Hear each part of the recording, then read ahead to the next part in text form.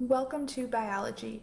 In this video, we are wrapping up our biochemistry unit and we are focusing in on chemical reactions and the role that enzymes play in those reactions.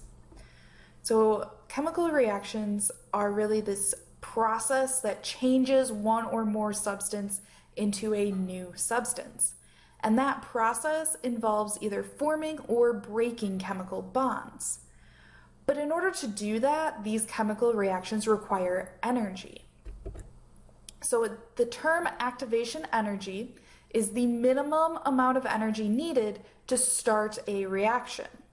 I included this image because I think it's a good way to think about activation energy. Now pretend you want to move a very large boulder from near the top of a hill down to the bottom of the hill. The boulder is not going to magically start rolling down that hill by itself. It needs to get a little bit of a push. Now that little bit of a push, that is the activation energy. So you need to put in a little bit of effort and then the boulder will just roll down the hill all by itself. So chemical reactions usually need some kind of heat or light or electrical energy in order to get started.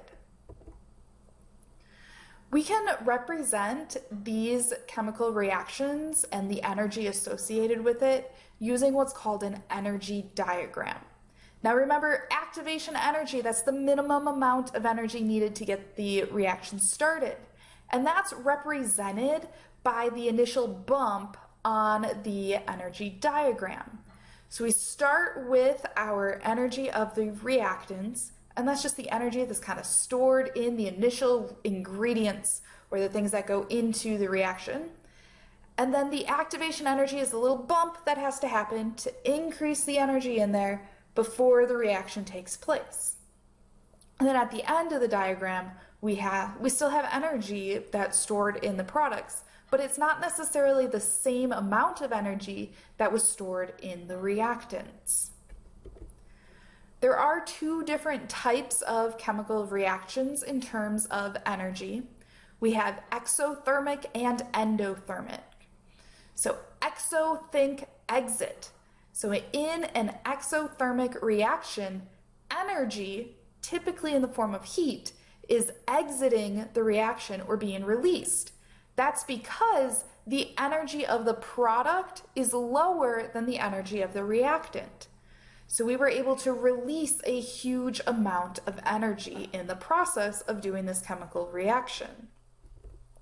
The other type of chemical reaction is endothermic. So endo, think enter. So endothermic reactions require energy to be entered or absorbed into the reaction. If you look at this energy diagram, you see that the activation energy is huge. It takes a ton of energy to get this reaction started, but then it only falls a little bit. So you spend all that effort pushing this boulder up a big hill and it only rolls down a couple feet. It's kind of disappointing, right? Well, in an endothermic reaction, this is really important, especially in biological systems, because this allows energy to be absorbed and kind of stored in the bonds within each of these new chemicals. The speed at which reactions take place really depends on several factors. The first factor is temperature. So when you have a warm environment, typically reactions take place faster than in a cold environment. However, if the environment is super duper hot, you're probably going to be denaturing or changing the shape of the enzymes involved, and that could actually cause the reaction to occur slower. So most of the time when it's warm, the reaction takes place faster. When it's cold, the reaction takes place slower. Just know that that's not a hard and fast rule. The next thing that influences reaction speed is the concentration of the reactants and the products. Remember, the reactants, those are the ingredients that go into this chemical reaction. So if you have more of the reactants or the ingredients, then you're going to be able to assemble the products pretty quickly. But if you have more products and not very many reactants, that process is going to go pretty slow. The final piece is catalyst. A catalyst is this substance that alters the amount of activation energy, and in living organisms, these are called enzymes. We'll talk a little bit more about these on the next slide. So enzymes are protein catalysts that speed up the rate of reactions. Notice we're talking about proteins. We just spent some time talking about the macromolecules, or the 4 major carbon compounds that are found in living things. And one of the 4 is proteins. That's why it's so important here. So proteins, catalysts, help to make reactions take place faster. And specific enzymes, so specific protein catalysts, they help to speed up the rate of specific reactions. So not just any reaction, only the specific one that that enzyme is made for.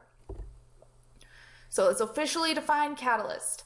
A catalyst is a substance that lowers the amount of activation energy that is needed to start a chemical reaction. So when we look at this energy diagram, instead of pushing that boulder up a really big hill, you only have to push the boulder up just a little bit of a hill. So by reducing the amount of activation energy required, there's fewer barriers to get the reaction started. So make sure you make a note that enzymes and catalysts do not increase the total amount of product that is made. All they do is just make that process happen a little bit faster. So the key piece here, enzymes are biological catalysts. The way that enzymes work is by acting on a substance called a substrate. So let's look at this diagram here and figure out what's going on. For starters, the part of the diagram labeled B, that is the enzyme, that little blue piece on the bottom. And what happens is the substrate, which is the part labeled A, comes in and attaches to the enzyme. So that's the reactants coming in to attach to the enzyme. When they are all attached together, we call that the enzyme substrate complex. And that's where the reaction really takes place. The enzyme helps speed things up, and then our enzyme breaks away and is able to be used again to make that reaction happen another time. And the products, so the substrate, which was the reactants, is now turned into the products. They are released to go do whatever purpose it is that they were sent to do. But there are some substances that act as enzyme inhibitors. So that means that they prevent enzymes from functioning. And this is how a lot of drugs and poisons actually work, is they prevent certain chemical reactions from taking place. Enzymes are affected by several different pieces, and we'll go through them one at a time. The first one is temperature. So if an enzyme gets heated up too much or is exposed to a really high temperature, the enzyme will denature. And what that means is the enzyme will change shape. You will notice in this diagram that the enzyme is a specific shape to fit the substrate. So if the enzyme is a different shape, the substrate can't attach anymore, and now that process is not going to occur nearly as fast. Another factor that influences enzymes is the concentration of the substrate. So if you have more of the ingredients, the enzyme's going to just keep chugging along and keep making more and more of the products.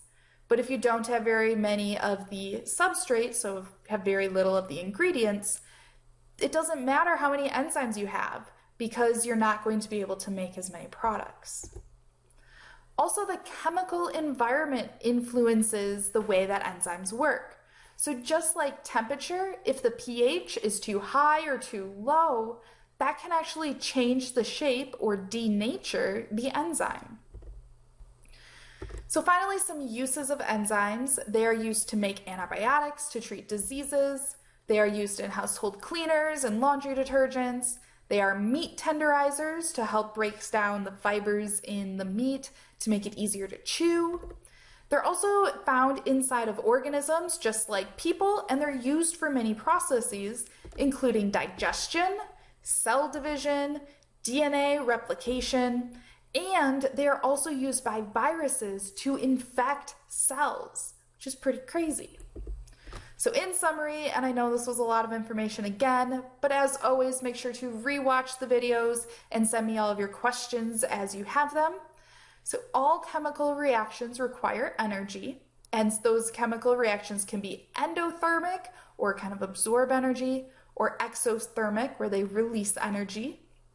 The activation energy is the minimum amount of energy needed to start that chemical reaction. Catalysts are substances that lower the activation energy, so that way the reaction can occur faster. And enzymes are biological catalysts. Please send me your questions as you watch this video, and I'll get back to you as soon as I can. And I hope that as you watch this video, you were able to learn something.